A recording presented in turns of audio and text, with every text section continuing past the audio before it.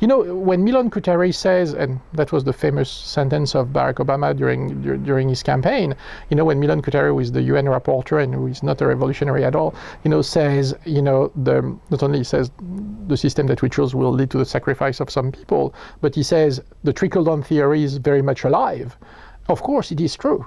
Barack Obama said that 100 times during his campaign, saying trickle-down theory doesn't work. But we are still based on that. We still believe that make the rich very rich, make the top corporation very rich, and it will trickle down because supposedly they'll create jobs and this and that. But that's untrue because these people don't work for the community. They work for their shareholders. And so, a good company is a company who cut jobs. A good company is a company who pay as little as possible their employees. A good company is a company who cuts social service to their employees. That's what the system we're in.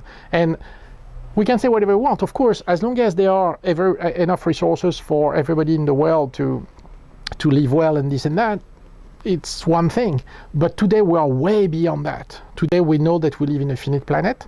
And that, of course, there is enough resources for everybody to live well, but not in the system we created where the North consume 80% of the world resources. Of course, there's not enough. Again, the South has to deal with 20%. And the problem is the more we put pressure on the countries of the South, the more we are going to have major social crises, resource wars, and terrorism.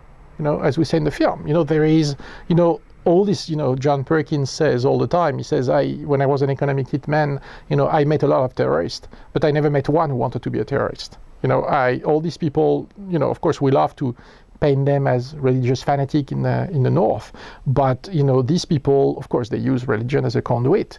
But these people, number one, are answering to this oppression that they have been, going through for decades and generations and generations.